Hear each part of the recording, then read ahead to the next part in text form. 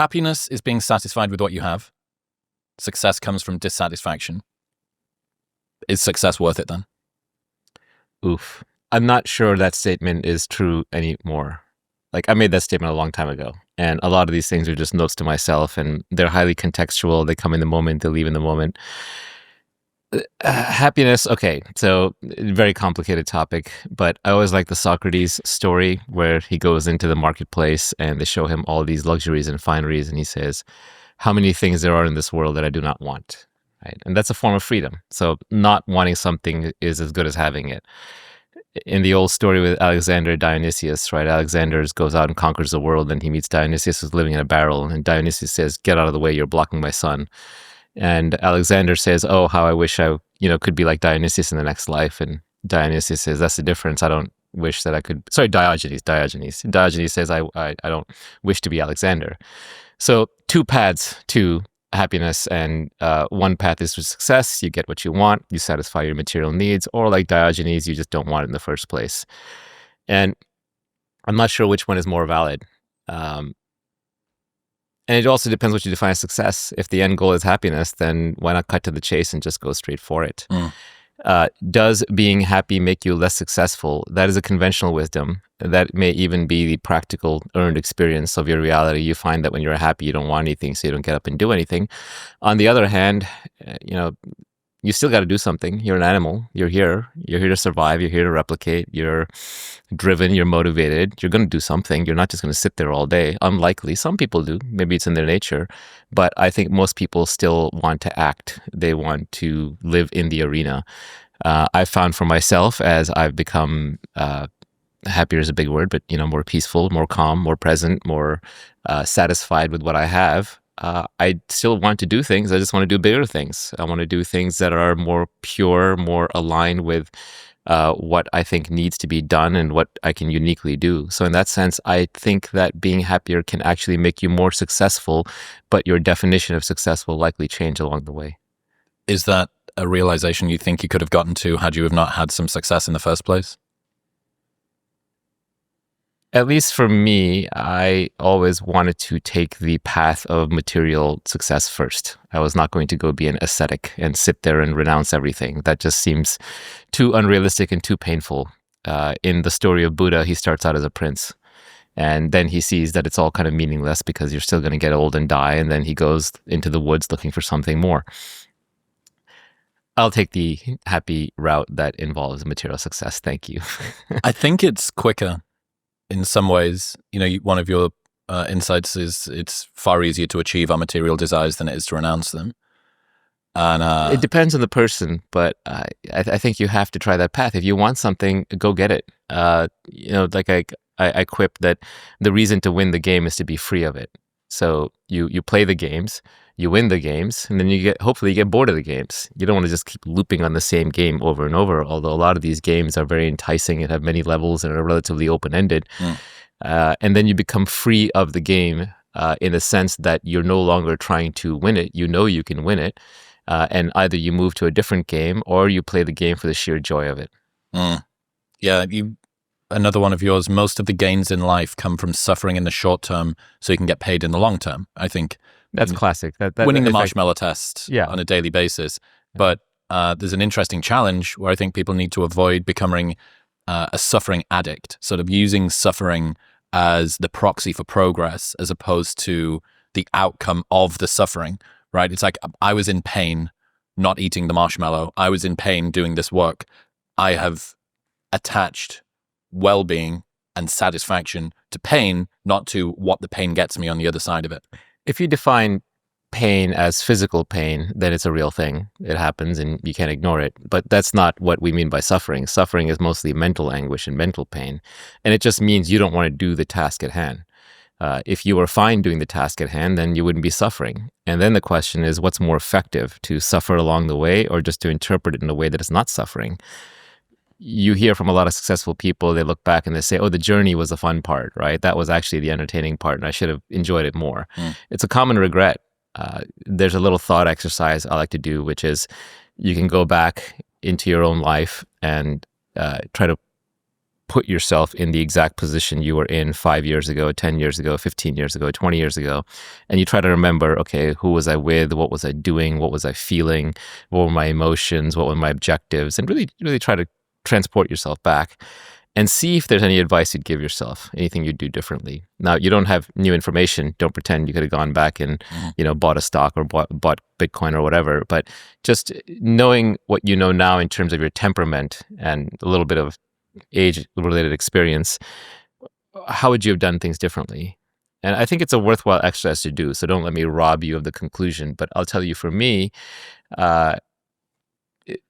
I would have done everything the same, except I would have done it with less anger, less emotion, less internal suffering, because that was optional. It wasn't necessary. And I would argue that someone who can do the job at least peacefully, but maybe happily, is going to be more effective than someone who has unnecessary emotional turmoil. Well, you end up with a series of miserable successes, right? The outcome may have been the same, but the entire experience of getting there. And the journey is not only the reward, the journey is the only thing there is. Even success, it's human nature to bank it very, very quickly, right? Because the normal loop that we run through is you sit around, you're bored, then you want something. Then when you want something, you decide you're not going to be happy until you get that thing. Then you start your bout of suffering or anticipation while you strive to get that thing. If you get that thing, then you get used to it. And then you get bored again. Then a few months later, you want something else. And if you don't get it, then you're unhappy for a bit. And then you get over it, and then you want something else, right? That's the normal cycle. So whether you're happy or unhappy at the end, it tends not to last. Now, I don't want to be glib and say that, oh, there's no point in making money or being successful. There absolutely is. Money solves all your money problems. So it is good to have money. That said, there are those stories. I don't know if you've seen those studies. I don't know how real these are. A lot of these psych studies don't replicate, but it's a fun little study that shows that people who break their back and people who win the lottery are back to their baseline happiness 2 years later. Yep. Again, I don't know if that's entirely true. I think money can buy you happiness if you earned it, because then along the way, you have both pride and confidence in yourself, and you have a sense of accomplishment, and you set out to do something and you were right. So I'll bet that lingers. And then, as I said, money solves your money problem. So I don't want to be too glib about it, but I would say in general, this loop that we run through of desire, dopamine, fulfillment, unfulfillment, like you have to enjoy the journey. The journey is all there is, right? 99% of your time is spent on the journey. So what kind of a journey is it if you're not going to enjoy it? How do you shortcut that desire contract? You could focus. You could decide that I don't want most things. I think we have a lot of unnecessary desires that we just pick up everywhere. We have opinions on everything, judgments on everything. So I think just knowing that those are the source of unhappiness will make you be choosy about your desires. And frankly, if you want to be successful, you have to be choosy about your desires. You have to focus. You can't be great at everything. You can't be great at everything. You're just going to waste your energy and waste your time. Is fame a worthwhile goal? It gets you invited to better parties. Gets you into better restaurants. Fame. So fame is this funny thing where a lot of people know you, but you don't know them. And it does get you put on a pedestal. It can get you what you want at a distance. So I wouldn't say it's worthless. Obviously, people want it for a reason. It's high status, so it attracts the opposite sex, especially for men, it attracts women. That said, it is high cost. It means you have no privacy. You do have weirdos and lunatics. You do get hit up a lot for weird things. And you're on a stage, so you're forced to perform. So you're forced to be consistent with your past proclamations and actions, and you're going to have haters and all that nonsense. But the fact that we do it, the fact that we all seem to want it, means that it would be disingenuous to say, oh, no, I'm famous, but you don't want to be famous. That said, I think fame, like anything else, is best produced or pursued as a byproduct of something potentially more worthwhile. Wanting to be famous and craving to be famous and being famous for being famous, these are sort of traps. Fame for fame's sake. Yeah, exactly. So it's better that it's earned fame. So, for example, earn respect in the tribe is you do things that are good for the tribe. Who are the most famous people in human history? They're there are people who sort of transcended the self, the Buddhas and the Jesuses and the Muhammads of the world. Who else is famous? The artists are famous. Art lasts for a long time. The scientists are famous. They discover things. The conquerors are famous, presumably because they conquered for their tribe. There was someone that they were fighting for. So generally, the higher up you rise by doing things for greater and greater groups of people, even though it may be considered tyrannical or negative, like, Genghis Khan is famous, but to the Mongols, he was doing good. To the rest of them, not so much. The higher level you're operating at, the more people you're taking care of, the more you sort of earn respect and fame. And I think those are good reasons to be famous. If fame is empty, if you're famous just because your name showed up in a lot of places or your face showed up in a lot of places, then that's a hollow fame. And I think deep down you will know that. And so it'll be fragile and you'll always be afraid of losing it. And then you'll be forced to perform. Mm-hmm. So the kind of fame that pure actors and celebrities have, I wouldn't want. But the kind of fame that's earned because you did something useful, why dodge that? No, you can't. There's a challenge, I think, especially if people make very loud public proclamations about things. You mentioned there about you're almost a hostage to the things that you used to say, that being able to update your opinions and change your mind looks very similar to the internet as hypocrisy does. You go, no, the difference between me saying something in the past and saying something different now is perhaps I've learned, perhaps I've updated my beliefs, right. But so few people do it in a legitimate way. I think that the grifter shill, you see, this is the smoking gun that shows that he didn't really believe that thing all along.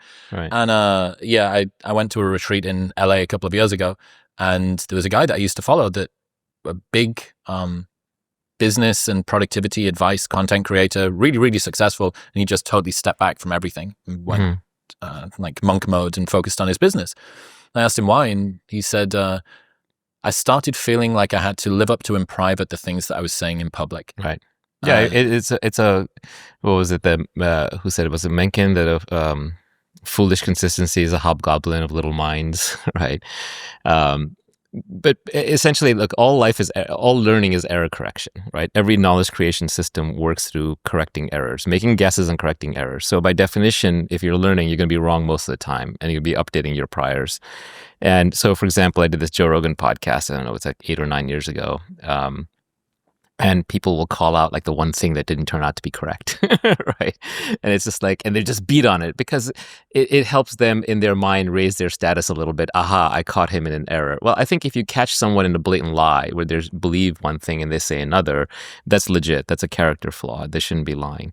But on the other hand, if they just made a guess at something and they got it wrong, and by the way, mostly it's about the AI AGI thing, and I think I'm still right about that, but it's a different story. Mm-hmm, mm-hmm.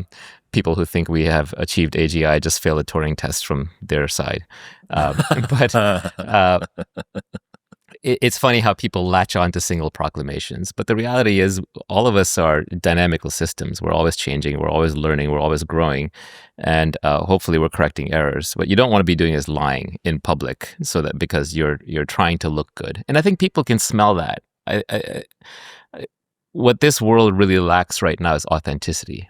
And because everybody wants something, they want to be seen as something, they want to be something that they're not. And so you do catch a lot of people saying things that they don't really believe. And I think people are very sensitive to that. Bullshit radars have become hypersensitized to try and work out whether or not this person means the thing that they're saying. Yeah. I mean, a lot of people are wrong. Most of us are wrong most of the time, especially in any new endeavor. Difference between being wrong and disingenuous, though. Correct. Purposefully wrong. Correct. Exactly. So I think that's the big difference. If someone is wrong, no big deal, as long as they have a genuine reason for saying what they're saying, or believing what they're believing. But if they are lying to elevate their status or their appearance or to live up to some expectation, that's the mistake. And that's a mistake not just for the listener, it's a mistake for themselves, because then you're going to get trapped in a hall of mirrors. You yourself are going to be consistent with your past proclamations. So if you're lying to others, you're going to be lying to yourself. You're puppeted by a person that you are not even. That's right. Yeah, it's like what was that line? You're basically trying to impress people who don't care about you. They don't like the real you, and if they saw the real you, they wouldn't care. And the people who would like the real you don't get to see the real you, so they pass you by. Right. You only want the respect of the very, very few people that you respect. Trying to demand respect from the masses is a fool's errand. Status games, the allure of accruing, whether it's fame, actual fame, or just the competition comparison trap, it's always there. There's a real draw of being swayed by social approval. How should people learn to get less distracted by status games in that way? I think it just helps to see that status games don't matter as much as they used to. In old society, let's go back